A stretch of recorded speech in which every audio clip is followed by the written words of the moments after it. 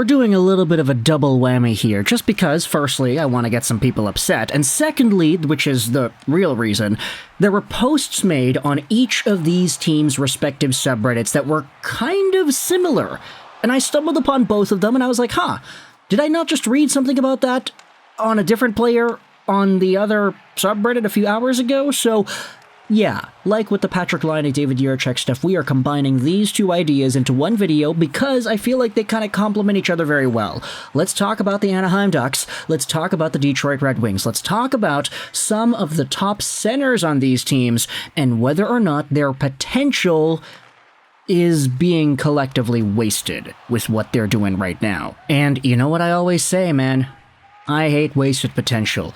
That stuff crushes your spirit. It really does. It crushes your... Okay, no, we're not going to do that. Shout out to all my Igor fans out there. No, not Igor Shesterkin, but you know what I mean. Let's talk about this post made on the Detroit Red Wings subreddit by GreenGory72 about how Dylan Larkin is being wasted. They need to give him an out. He's going to be on the decline by the time we compete. Downvote me. I don't care. And it's kind of weird to see posts like these being made, because for the most part, I feel like a lot of Wings fans, especially, for the past decade since Dylan Larkin was initially drafted by Detroit back in 2014, it's been a decade of love for this guy. Michigan dude, University of Michigan dude, eventual Detroit Red Wings young guy. He was playing on the team with Pavel Datsyuk and Zetterberg, and they kind of molded him into the leader that he is now. And of course, he's the captain of the team. And at 28 years old, signed on until the end of 2030, you can say that Dylan Larkin still hasn't really exhibited much success with the Detroit Red Wings since being drafted in 2014. I mean, he's played one playoff run with the squad back in 2015-16. He had a goal in 5 games back then. That was the last time Dylan Larkin has seen any playoff action. It's been a decade since then. There also is the aspect of the Detroit Red Wings and their point production not really being all too up to snuff like it was last year. Larkin this season has 15 points in 18 games played and 11 goals, so he's been really starting to put it on in terms of that goal scoring.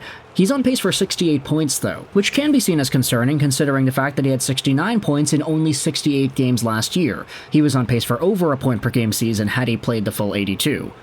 However, I don't think it's really fair to label this statistical decline as a red flag or a danger zone thing for Dylan Larkin. He's fine, it's just the team has been very inconsistent and really failed to build off of the momentum they had acquired last season with their hot end of the year. But the idea that Dylan Larkin is being wasted in Detroit, I don't really think it's necessarily wrong. Here's the thing. He signed on for a long time, yes. He's 28 years old now, yes, which is kind of ridiculous to hear about. Yeah, Dylan Larkin's 28 years old? When did that happen? This guy's a young guy, right? Still? Nah, maybe not anymore. He's already in that middle-aged, kind of post-prime territory, I guess you could say. And even some of the top comments go out there and say this: you're not completely wrong. He won't be in his prime when the Red Wings are contenders, but so what? He clearly wants to bring the cup back to Detroit. He may just get that opportunity into his 30s. He'll just be playing a second or a third line center role. And then one of the other replies says it's kind of a problem when we don't even have a second line center at the moment, which, yeah, that makes sense. If you really wanted to max it out, though, having Nate Danielson, Kasper Larkin as your 1-2-3 long-term doesn't sound like the worst idea in the world if you presume that these guys are going to fulfill their potentials, but of course that's not guaranteed. You're going to have to do some work in between then. Another reply says, Larkin's a big boy. He had signed the 8-year extension with all his faculties as far as I know. No one guaranteed him some Stanley Cup contending roster spots when he did so. Just as Stevie did when he was the captain, you make your career decisions and live by them. Stevie won 3 cups. Will Dylan? It's hard to say, but it was his choice to do what he did, and no one else's. His out, as you say, would have been signing a shorter contract or going somewhere else. And in response to that Steve Yzerman idea, he was 33 when we finally won a cup in 1997. Also, one could make the case that by the time the cup contention window opened, Sergei Fedorov was the #1 center in Detroit, and not Yzerman.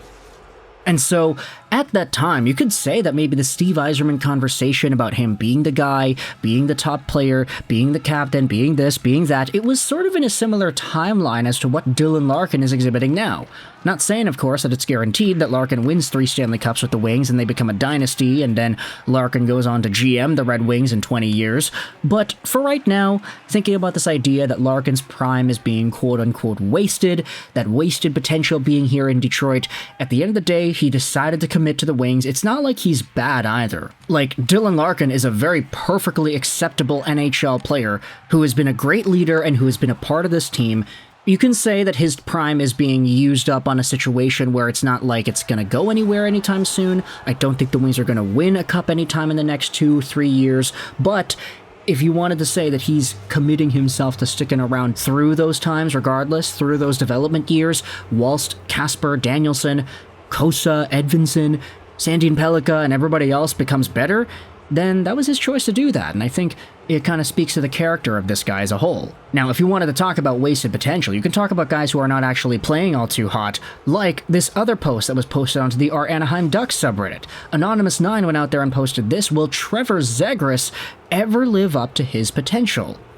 The reason they are asking this is because Trevor Zegras is another one of these guys who happens to be a younger dude. He's a lot younger than Larkin. Drafted 2019, Larkin was 2014, but Trevor Zegras is in a spot where this season he only has 6 points in 18 games. He's on pace for 27 points over 82, which is a steep decline from the 260-plus point seasons that he had back in 21-22 and 22-23.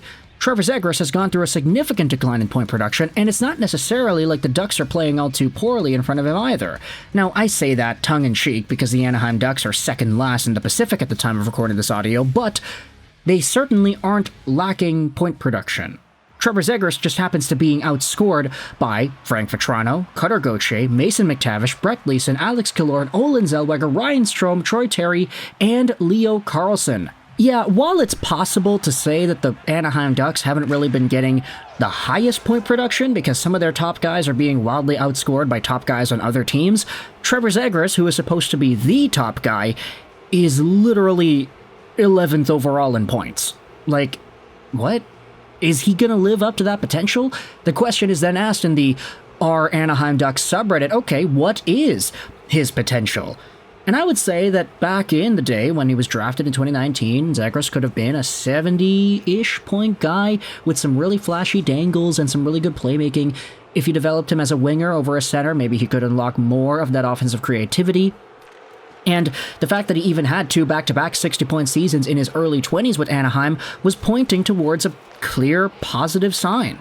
It's just the past few years and the way that he has developed since, with Pat Verbeek at the helm, has been entirely down the drain. And I think when it comes to his trade situation, I mean, a lot of people are talking about his name over and over again, but he has had such little value compared to before when he was dodgeballing it out and Pavel Barber deking everybody out at the All-Star Skills Competition, and he was on the cover of the video game. Trevor Zegras was an icon for the National Hockey League. What, he was the guy with the most Michigan goals in the NHL too? Like, now he's totally not in that same reverence, and I think there's so much that you could say is missing from him in his profile that it becomes a little bit sad to think about. Some of the other comments here say that, yeah, I mean, no, he's not going to live up to his potential. Downvote me if you must, but we need to free Zegras. He might reach his potential with another team. Or if the Anaheim Ducks get a new coach. I heard Jim Montgomery is available. And then there's another comment here saying that Zegras already has hit his potential. 2 60-point seasons when sheltered is his potential. He doesn't stick to defensive structures and he can't win a draw. Both of those things are directly on the player. He's Strome, but with more hype. Give him Artemi Panarin and I'm sure Zegras can put up more points. But in his own right, the guy is entering his prime. We've seen everything that he is willing to put in the work to do. And so at the end of the day, there's a lot more of a pessimistic angle with Trevor Zegras compared to Dylan Larkin and the Red Wings faithful that I thought it was interesting to kind of compare and contrast these two in one video. If you're a Red Wings fan, let me know your thoughts in the comment section below about Dylan Larkin, and if you're an Anaheim Ducks fan, what are your thoughts on Trevor Zegras and his potential being wasted here too? We had discussed Zegras getting traded to Detroit a few times, so maybe that's an angle that you would be interested in exploring in this video as well in the comment section below. But for now, what are your thoughts on these two guys and their potentials, their ages, how they've been growing and developing in their systems. Let me know your thoughts in the comment section below. I hope you enjoyed this video. 99 and bye.